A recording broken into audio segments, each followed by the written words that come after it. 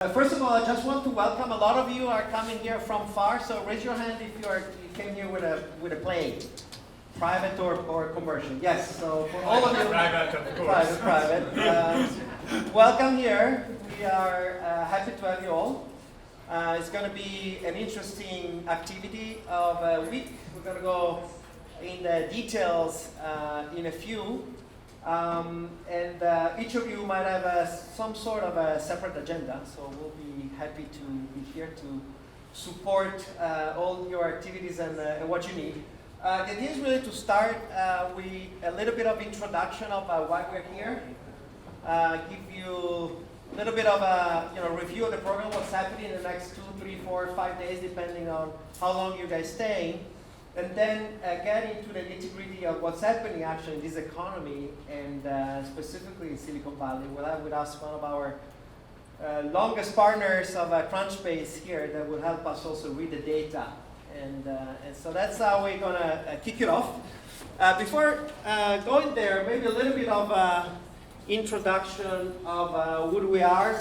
I assume that if you're here, you're sitting here, you kind of have a sense of what we are. But just for high-level review, I think there have also been a number of new activities that we took on as Mind the Bridge. Mind the Bridge were a platform for innovation today also with products. So we're going to, over the next few days, we're going to show a little bit also of what we've been building in these years of pandemic. But in general term, we are a platform for open innovation. We work at scale with both startups and corporates.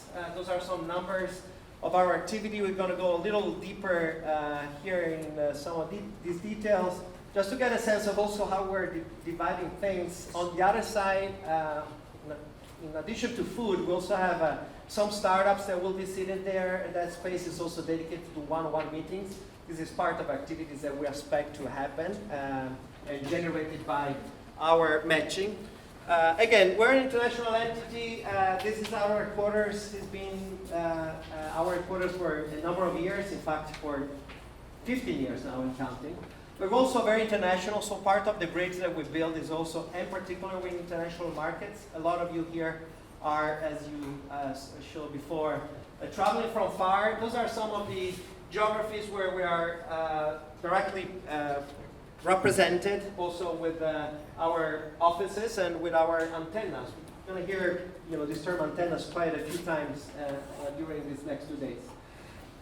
In the two pillars that we work, on one side we've been working and supporting startup ecosystems for the longest, really at the inception of the activity of the company in 2007. And those are some numbers of some of the support and in particular on the scaling activity of a number of startups. You can see here that we supported, we're hands-on with a little bit over 1,000 startups, and we also have a number of partners that we support and we are partnering with. Some actually are also here. Again, some of the startups that you see represented on the other side are coming from some of those programs.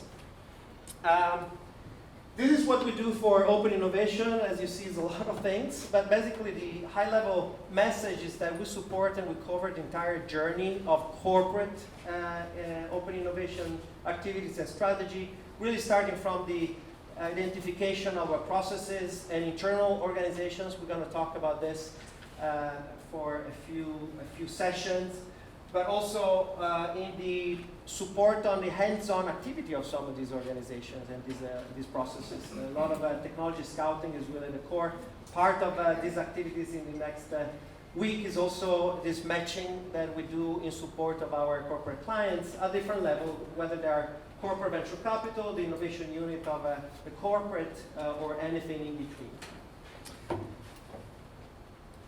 Lastly, we, in the last couple of years, we put together these two pillars that I was talking about. So startup ecosystems at scale and the hundreds of corporates that we've been supporting. And we created an AI platform that we're pretty proud of. So the AI platform is doing a number of activities that our innovation advisors used to do. So it's part of the robotization of services. And we're going to see some of those examples, but really the concept is that we have an AI that knows what is a good matching for a specific innovation challenge that is coming from a corporate. And so we've really translated in AI what an unlimited number of startups are doing with what an innovation challenge is specifically looking for. So tomorrow we're going to talk about this with some examples of some of the challenges that are open. This is the platform that we built that is becoming really central also because it's a way for us to connect these two worlds that we have. On one side, suggesting what are the most interesting startups for a very specific innovation challenge with all the boundaries of the challenge. On the opposite side is doing the same, is suggesting thousands of startups that they should be talking to specific corporates because that corporate is specifically looking for a technology today. So this matching is actually working very nicely and has a lot of upside. Those are some of the 100 corporates that are part of our network, part of our platform. So you can see pretty much all large corporates working, in all different geographies and all different industries. All right, might be time to talk about open innovation. Yes, I think one thing that we are here today is to putting a very, very vague and, let's say, hot concept into execution practice, the so-called open innovation. So the big news that in 2022, open innovation is no longer a black box. Again, it's been probably for the past 10 years, we've seen corporates trying to understand what to do, how to do, through leveraging multiple initiatives, making a lot of attempts, leveraging mostly the marketing PR angle, but still failing to produce results. What has been happening in the few past years, particularly by some innovation leaders, is that now open innovation is something that produces results if it's properly done. And again, we have been able to design over the years the process, and particularly what are also the organizational requirements in order to make this process working and to be able to do the one thing that matters, which is producing results. And we have been doing that substantially by the only way that it's possible to do it. Unfortunately, there is nothing to be invented. You just need to make your hands dirty and particularly try to leverage the knowledge of the people on the field that try to do it, making gigantic mistakes, making attempts, and then finding the way to make these things happen. So this way has been through one format that we launched and we magnified during the pandemic. That's called our Mind the Chat. Just for you to know everything that we do over here, there is a mind or the bridge. So, and this is the part of our discussion that we call Mind the Chat, talking with innovation leaders from all the industries, all the countries, all the continents, trying to understand what it works and what it doesn't. And then we have been putting together this practice through what is today what we call the Corporate Startup Stars Awards. If you can move to one by one, that is the way we annually assess the global open innovation arena and try to identify the corporates that are on the forefront of doing this. Not because we like to end awards, getting an award is always nice, but mostly because the goal is to recognize the best practice and who is really doing something, particularly who is able also to disrupt most of the tools and try to identify new ways of working with startups. That's at the end of what it matters. And so we will convene on December the 6th in London and the Gherkin. The Gherkin is the egg-shaped iconic building. We'll be on the 39th and 40th floor with the 100 top global winners. And that will be for us another opportunity to discuss what is the process. And again, this year we've also leveraged the partnership with economists that has been, through Impact, has been the partner that recognized that the work that we've been doing since 2015 in recognizing these role models is something that is also deserved, definitely to be amplified through the communication and the media. Again, getting and becoming corporate startup stars is hard work, is learning, and we identify the path from companies that start to be later into the game. And today I have a big advantage not to necessarily have to do all the mistakes, all the steps that have been taken by the one that started earlier, and to be able to get away. So today we are able to definitely support this kind of companies that just started or they are about to start this journey to fast track it leveraging the best practice that today are known through the effort, the one that Daphne had in the journey. So, again, I say the partner for the Corporate Startup Stars is an initiative we started back in 2015 with the patronage of the European Commission. Is today have an even more powerful partner, that is ICC, that is International Chambers of Commerce, that since 2020 join us in this effort to identify the role models for innovation. And so the next stop will be December the 6th in London. And December the 6th will be also the date for the last Scaleup Summit of the year. Today we are convening here for the format that has been designed in the past. Probably I can remember even Marco when we started, it was probably 16, 17. Actually we started originally matching events, and then we turned these matching events into something larger that we renamed as Scaleup Summit, in a way to bring together the corporates with the startups, the most mature ones that are ready to work with large established companies. And so this has been, the journey has been designed. Obviously the COVID changed a bit our plan, but it's been a phenomenal opportunity to test and understand what of this format might be turned into digital. And by the way, still part of the summit version 2.0, that is the one that we are leaving, actually this is 3.0, is something that has a digital component, because digital, a lot of things, like particularly meeting startups, something that happens way more better through digital channels, despite we lose a bit of the serendipity. That's why also the platform has been designed in order to integrate all these efforts. And again, it's a journey across the globe, across the ecosystem that are the most powerful one. And we start typically in the Middle East, Israel and Dubai, then we move to Europe, and we come to South Korea, and we open office because it's a really, really vibrant ecosystem, to come back to Silicon Valley and closing the annual journey to Europe. Some other stops in the next year might be added, but this is currently the ecosystem that we are currently covering. Good, so let's talk about what is happening here in the next couple of days. So, I mean, first of all, let's recognize also the sponsors and the supporters of these activities. You see there at the bottom is Acea, Aspal, Enel, Eni, FTP, Italgas, Iveco, Coca, Lube, Peliconia, Terna. I think all of you should be here as part of these activities. We are appreciating your support. Going more into detail what is going to happen in the rest of the week, specifically in the first couple of days. Yes, it's a little small there because there's a lot of things that are happening. You can look at it on the side screens.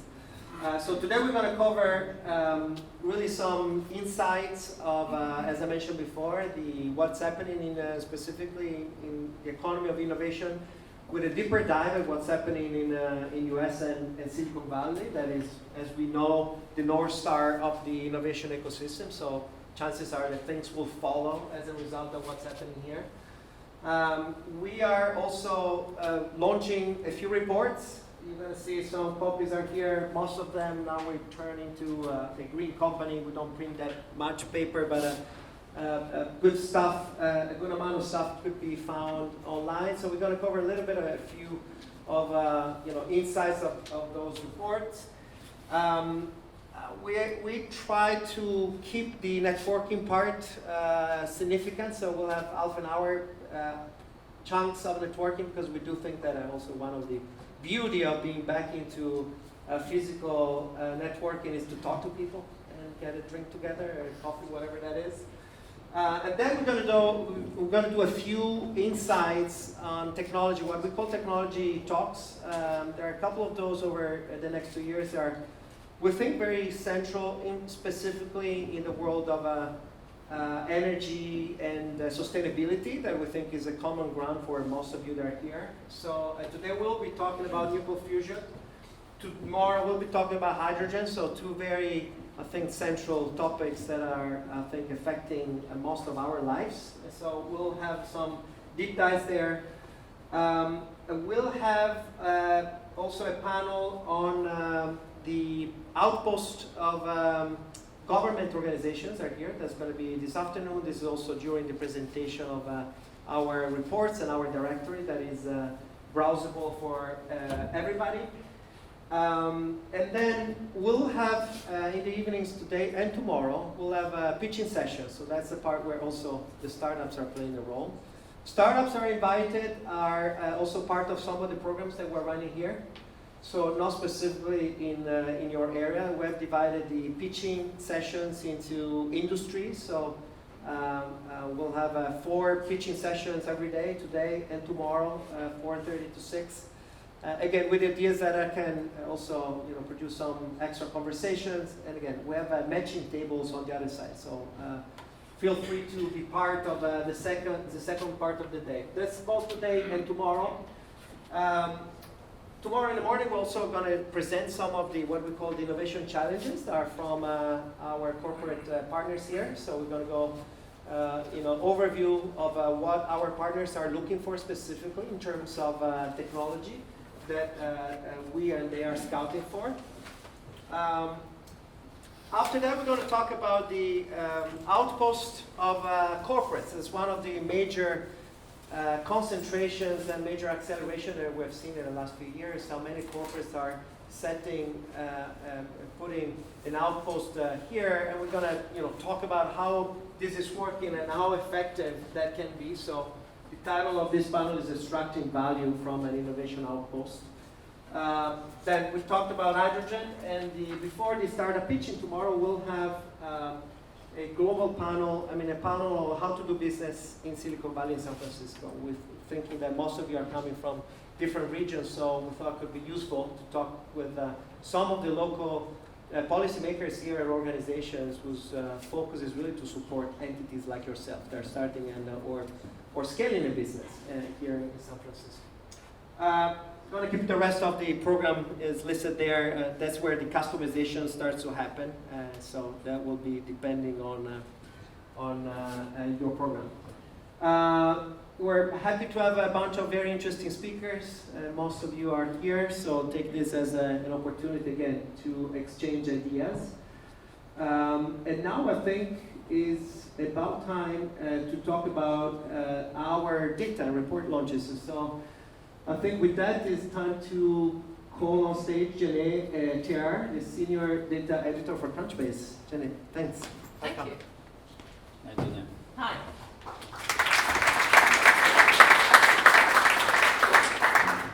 Thank you. Hi, everyone, and it's great to be here. Again, my name is Janae Tiar, and I'm the Senior Data Editor here at Crunchbase. And what I'm going to do today is just look into the data to try and give you a sense of how the venture economy has shifted. And what I spend most of my day doing is I'm talking to those in venture, talking to the ecosystem, and then looking back at the data to understand what are the shifts and is what I'm seeing in the data marrying with the conversation that's happening out there. So let's start with presenting a couple of data first, and then again, today we are launching 3 reports, and then we will have Janae commenting, providing what is beyond print, again, what is really happening in these specific days. First report is something that actually this is a co-production between MindTheBridge and Crunchbase that comes back since, I don't know, many years. Is what we have a format where we use to analyze the different ecosystems called Tech Scaleup, name of the ecosystem, and this is Tech Scaleup Silicon Valley. And thing is using our methodology for mapping the global ecosystem to Silicon Valley. And this is the first thing just to show with you, and I think it's so powerful to show how the different ecosystems compare. Again, you are here in Silicon Valley for a reason, because it's the epicenter of the world's innovation. And we don't say that because we are sitting here, but the data talk, and data say that in Silicon Valley there's about 100 kilometers, 60 miles, strip of land. You can find about 9.2 thousand scale-up startups able to raise $1 million. And to get a similar number, you need to navigate through 45 countries in Europe. And Israel, that is the so-called startup nation, is about 2,500. So that's tell you the magnitude of the concentration, the density of innovation we have over here. And there are just a lot of scale-ups. There's also a lot of capital that has been invested into. That means that these scale-ups are even more mature that you can find in different ecosystems. So that definitely the typical and best counterpart for large established organizations looking for innovation partners. Because you see, this is the 4 line, that we have about 700 billion capital raise. Compared to the GDP, is a percentage that is crazy. We're talking about 73% of the local GDP invested into innovation. And you can find the density of 170 scale-ups per 100,000 population. So just toss a stone and you find a scale-up.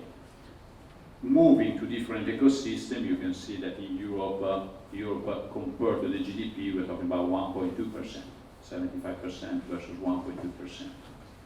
You can find 4 scale-ups every 100,000 inhabitants. Also, UK, that is the largest and more powerful ecosystem in Europe. Again, we're talking about 3,600 scale-ups and 100 billion. So it's 1/7 for UK compared to here. So that tells you why we are talking about innovation and where we're sitting here. Because today, there is no doubt that is the epicenter of global innovation. Again, is strong, powerful, it's continuously growing. I will leave to Jeanette to discuss what it happened between 21 and 22, actually what is happening between 21 and 22. But again, 21 probably has been an outlier, a phenomenal year, that probably cannot be repeated shortly, but we never know because we were saying something similar also a few years ago.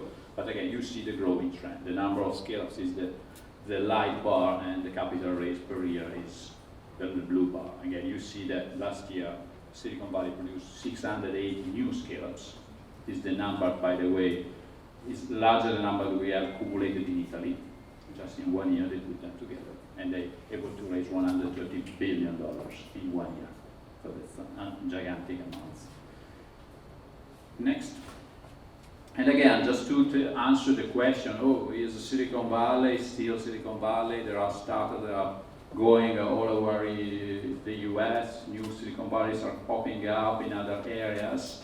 Yes, it's true. We are seeing that some people are leaving the valley also because the cost of living is exactly not one of the easiest things to address. But on the other hand, you can see the centrality of the Silicon Valley compared to the other area.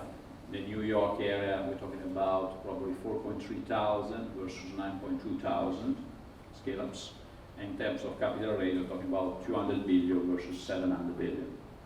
Yes, the gap has been, but on the other hand, you can see the centrality has been, I'd like to hear my voice. Echo chamber. Exactly, yes. And then LA, that is another interesting area, we're talking about 2,000 and about 65 billion, so you can perceive the difference.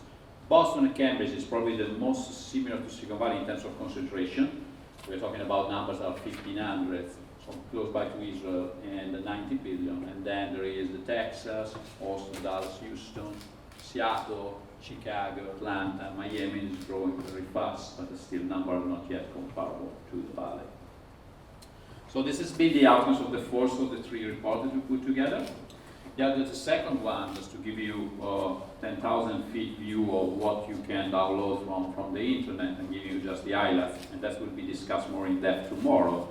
Again, Silicon Valley is not just the place where the innovators are, startups, but it's also the place where the hunters of innovation that are established companies are. And you can find 400 corporates out of the Fortune 500, Fortune 2000 company that have an innovation outpost over here. And this is the first piece of news. There is a gigantic concentration of innovation hunters. This number close by, talking about probably 50, 60 people present here just hunting innovation from the corporate side. Next. The phenomena is not just strong, but it's growing like crazy. Despite the COVID, we have seen the numbers of newcomers joining the Valley is growing and growing. Just in our Innovation Center here, we had one company until 2 years ago, now we have more than 7. Just to tell you how the phenomenon is, you can really be grasped. And again, the other interesting characteristic is that it's not a huge presence, so the corporate is not moving year over year, large branches, large offices, but keeping what we call the lean antennas.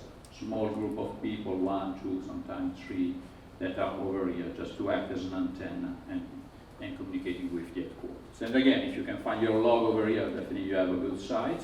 And again, unfortunately, it was not possible to give a decent sizing of the logo because so many of them. And again, in here, you can find in the report, we analyze what is the main goal of the presence. And you can see there are corporate almost here for spotting, what we call the antenna, spotting trends, identifying potential startups to work with, testing to a pilot or POC.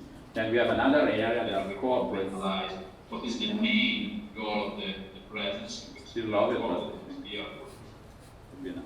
And then we have there's a second group of companies that are mostly the ones that are here for investing or acquiring, let's say CBC antennas and M&As. And then we have a larger group of corporates that the original presence here are R&D centers that now definitely become more leaner, but still there are plenty of them. And the other are what we call the area of co-creation. Is no longer the word acceleration is no longer used because corporate accelerators are down by far. But we have this new format, our venture builder, venture studio, innovation labs that are another way that we are testing innovation on the field. Final, in terms of presence in the valley, they are not just corporate and not just startups, it's also governments. This is the other piece of news. We have about governance over here that has set up a booth on the ground, or maybe suits on the ground over here. Different, maybe originating from chambers of commerce, consulates, trade organization, business organization. They are evolving to act as a bridge with the countries, regions, or areas, ecosystem of belonging, in order to stimulate potential opportunities for growth for this kind of for their own startups, opportunities to work with the ecosystem for their own corporates, and also to getting input in terms of knowledge able to address the policy working. And again, we'll discuss definitely more in the afternoon. This is all the reports that you can find and available for download. But I would like to give some good time to Jeanette in a way that you can understand if to answer the big question that is winter is coming. Okay, so it's all happening in Q3. I think what I tried to pull for you, and again, I'm Jeanette here, I'm the Senior Data Editor at Crunchbase News. We put out a lot of news, and a lot of the news is around the Crunchbase data, which is global. Obviously, our data in the Europe and the US is where we focus a lot of our time because that's the markets that we operate in more strongly. What you'll see is the global VC pullback was much more dramatic in Q3, and we'll dive into those numbers. It's very much here. It's taken a sort of 2-quarter data lag for us to get here. I think these are some of the shocks within the system, or the headlines that stand out the most to me. Obviously, Klarna taking away or shedding almost 39 billion in value was a huge shock, which raised questions about the whole unicorn board and are these companies valued as they should be in this current market. We just saw SoftBank cut 150 staff, 30% of their staff. That is a huge shift and change because obviously they're one of the biggest players in late stage venture. And also in an almost contradictory trend is Figma's deal for 20 billion. For us, it's the biggest private company acquisition at 20 billion. WhatsApp was at 19 billion. So this seems to suggest that something very different is happening in this market. So if you look at 2021, those were the heady days, and I think across the board what these headlines tell you is every record got shattered, and I'm sure you all know this. Venture funding almost doubled, the number of unicorns kind of flew out the roof, M&A was up, IPOs were up. I think we found about 120 unicorn companies that went public in 2021. In 2020 that was around 38. So obviously a very different market in 2021. And here, when you look at the data, it's kind of borne out. This is global venture. You'll see 2021 is definitely an outlier. But what's interesting is here we are in 2022, Q1 to Q3, and we're already above what we saw in 2020. That is a little misleading, because if you look at the quarterly data, obviously Q1 was incredibly strong, and it trends down all the way to Q3. So Q3 global venture is at 81 billion. You'll see Q1 2020 was 70 billion, which was the whole of 2013. So obviously over a decade, many more dollars, 4 times the amount of dollars on average, have gone into this ecosystem, and we see that 2021 was an outlier. I think what's interesting about this chart as well is that we began to see in Q2, so Q1 was very strong, and I think one of the reasons why Q1 was so strong is that we seem to just look at the last crisis and are informed by that, and the trends that we saw in the last crisis kind of inform what we're doing today. And what we saw at the beginning of 2020 in our data is there was a big pullback in Q1, or a pullback in Q1 insofar as we saw it with COVID in Q1 2020, and then things grew from there. And so I think the sense when the market pulled back at the end of 2021 is this just a little dive and it's going to go back up, or is this going to be more set in? And you can see in Q1, everyone just kept going, and in Q2, there started to be a pullback, and mainly at late stage. So the bigger pullback in Q2 was at late stage. Early stage was actually very, very robust still, a lot of money going into early stage. And then I think in Q3, you saw more pullback in late stage. Obviously, late stage is down by almost 63% for this past quarter if you look at it year over year. And then early stage has obviously pulled back massively from what we were seeing in 2021. If you look at new unicorns by year, it's similar trends, obviously off the charts. Globally, 613 new unicorns, so that's more than 2 a day. And if you look into 2022, again, the numbers beat 2020, but still we're only partway through the year.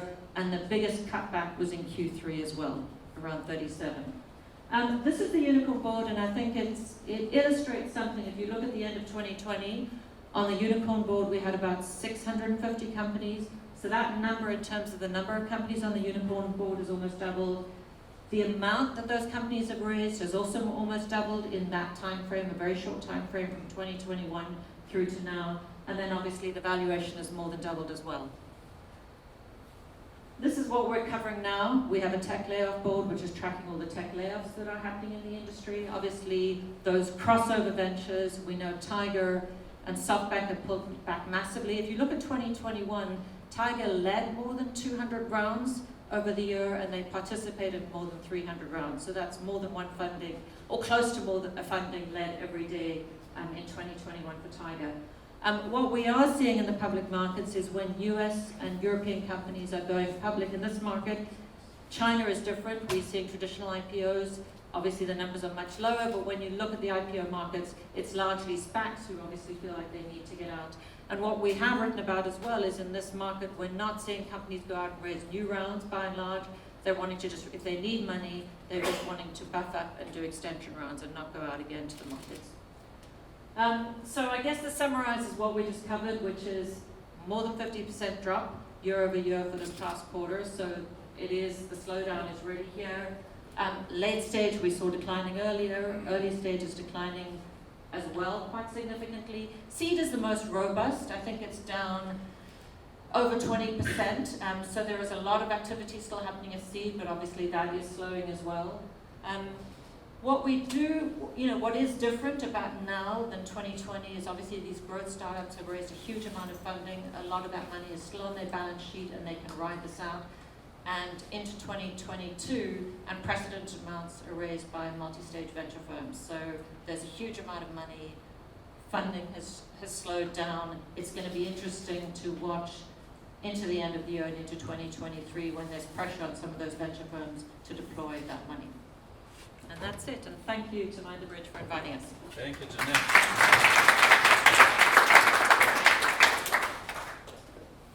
I think we have a good 5 minutes for questions. Sure, actually we can even sit down.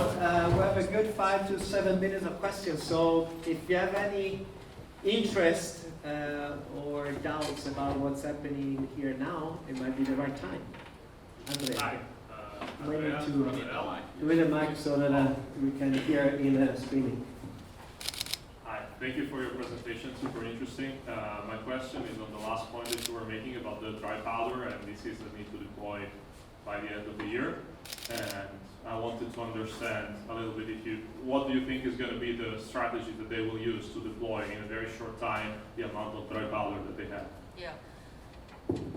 So to be honest, it's difficult to navel gaze and see what's going to happen. I think given that the correction, so what I'm seeing is when you look at the most active venture firms, they've all slowed down their pace. And that wasn't the case earlier in the year. What you saw is them beginning to go and invest earlier, still very sizable rounds. And we've seen in the data that Series A funding is still very strong in terms of amounts. So I think what we're going to see into Q4 is the reset has kind of just started to happen for these multi-stage venture firms. Obviously, Tiger and SoftBank have pulled back, I think, more in the Q2 timeframe. We're seeing VC firms pull back in the Q3 timeframe. And I think that's going to continue through the end of the year because it's almost like they've just paused. They're going to continue to pause and look for opportunities. They will invest because they have money, but they're going to be far more selective and far more careful about how they invest. I think the interesting question for us is going into 2023, what happens then? Because if you have a 2 to 3 year cycle to invest, you don't want to wait till the end of 2023 to start investing. You're going to start wanting to deploy those dollars from 2023 onwards. And I think what's interesting, the most interesting question for me is what's going to happen at late stage, because I think at seed, there's a lot of funding and the rounds are high. At Series A or early stage, there is still quite a lot of activity. At Series A, the rounds are high. From Series B onwards, it's sort of dropped. The interesting question is what happens to late stage. I'm told that growth equity is going to stay involved, not the crossover funds as much, but growth equity is still very interested and are acquiring and taking companies private, so they are very interested in the tech space.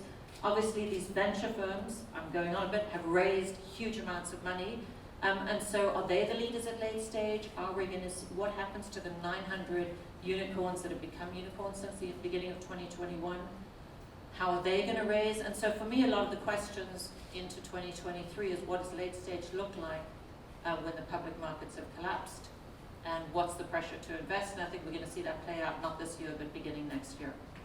Thank you. A question over there.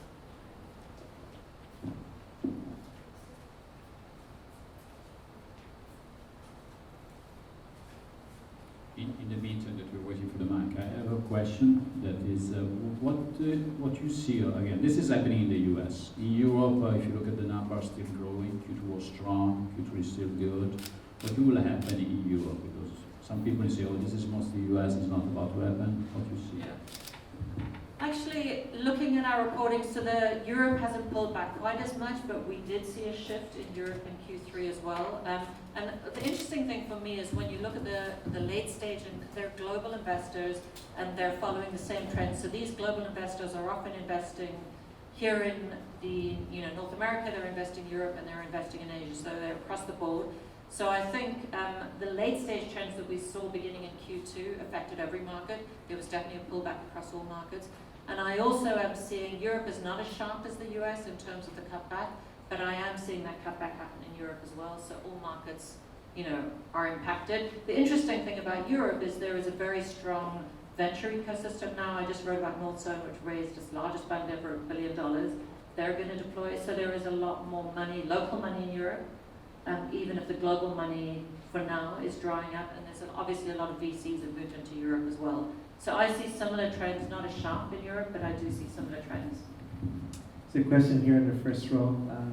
So there's a mic there. Yes. Go on. Another question now. Thank you. Just, let's say, two-phase question. One is, we see this downturn, let's say, about the late stage, and even on the seeds, there is in the Q3, anyway, a reduction in the investment. But in your opinion, how much is this due to a more industrial approach on the result that also a startup has to deliver to a corporate? We are starting to face the venture builder side of the equation of the innovation, but for me it's key not the financial result, but the industrial result that the startups will bring in my company. And on the other side, when we look at this movement of the innovation, let's say from Silicon Valley to other place, even if it's at this moment not really relevant, is also due to the opportunity for companies that have been born in Silicon Valley then to move out for more economical or fiscal advantage and things like that. Because I think most of the companies that we are seeing in Austin or Houston or Los Angeles are moving from Silicon Valley, if I understood properly the phenomenon. Thank you. And so the question you're wanting to understand? How much is the downturn due to more focus on industrial result of the startups compared with the financial, let's say, phenomenon that was investing to gain investors to gain more? Yeah. So how much is the sort of real economy? So I've been talking, there's a report coming out by Excel tomorrow called the Euroscape report, and they look a lot at what's happening around companies, and so the perception there is that possibly in the public market, you know, we've seen 50 to 80, I think it's 57% year over year of cloud companies has come down. So obviously those, you know, when you look at the public markets, you think, yeah, this could shift 20, 30%. No one expected 50, 60, 80%. That's a massive correction.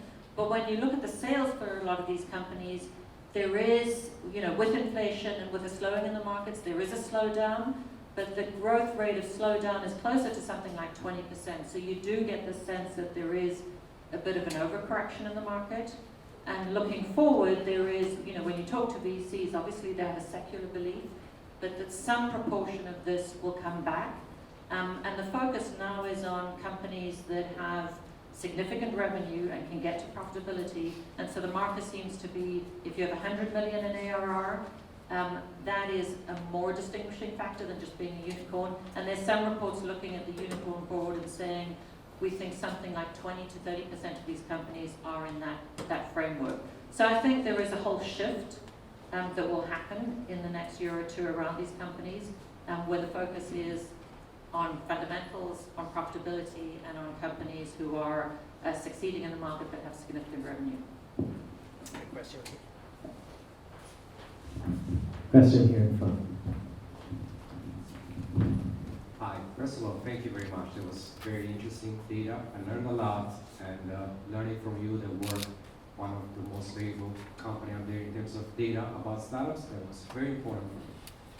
The question I have for you, I work in corporate innovation, I guess as many of the people in this room, and I want to understand if you have more information and data about CVC. So are actually corporate venture capital providing value to startups? Are actually they investing in startups, or they're just, you know, wasting their times?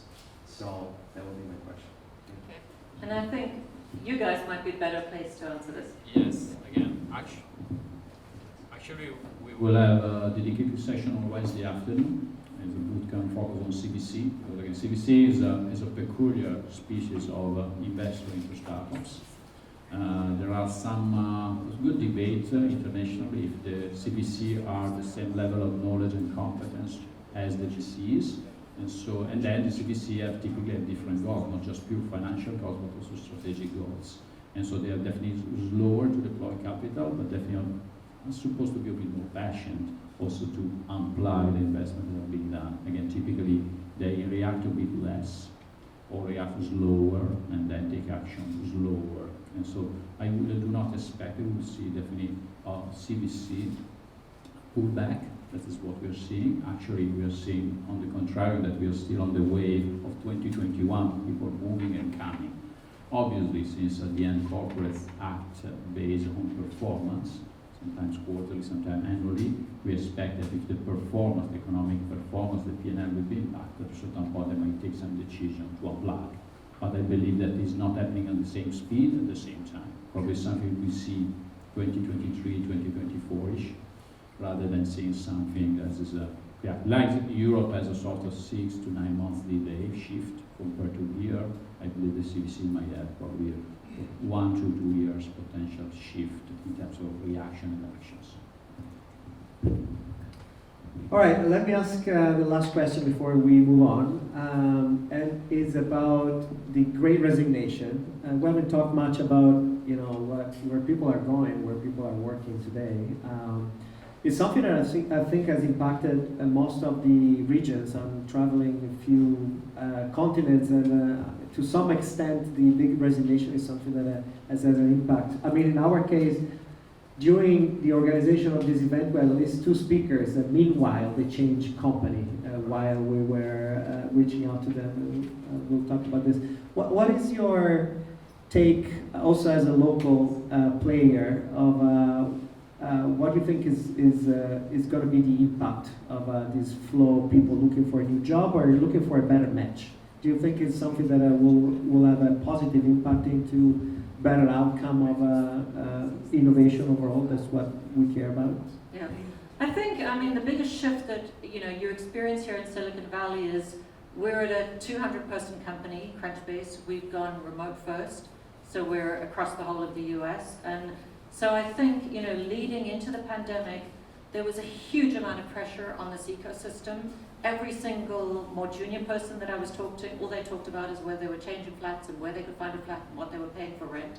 And so the sense that Silicon Valley was completely overheated and there wasn't enough space to fit everyone. I think that through COVID, that climate has changed quite dramatically. So I'm not so much talking about the Great Resignation, but the fact that people are now working from all over the place, and you feel like the pressure on Silicon Valley has shifted somewhat. I think what's interesting in your report is there's a lot of pull towards Silicon Valley because of the money, the ecosystem. Companies come from all over the world here, which has happened over a very long time. But there's also a similar pressure in moving out, in which there are huge, obviously, ecosystems and markets where you can lead in Europe. We're seeing many more companies deciding to stay in Europe and not necessarily move to the US, even though they will look at the US market as a market for their technology. And so I think there is these kind of pulls and pushes, and my gut, not so much about the Great Resignation, is I think that pull and push continues. I don't know where it ultimately resolves, but it means that when you talk to VCs these days, they no longer say we have to just back the winner. They think every space and every market, this push towards automation and digitization, they see many opportunities for more companies to lead. They want to be in the top 2 or 3 leaders. It's no longer just about the one leader. And obviously that means those companies are not all going to be in the US, they're going to be across the globe. And so there is the sense that these markets are so big. The push, as you said, for CVC to stay in this space, I agree with you on that outcome. I don't think that they're pulling away. I think they're going further. And so, a lot more innovation, excitement to come. And the Great Resignation, I'm not sure. Yeah, no, as part of, I think, the better flexibility of people trying to fit with much more, ranges of variables. So with that, I think we can close this first session. Thank you.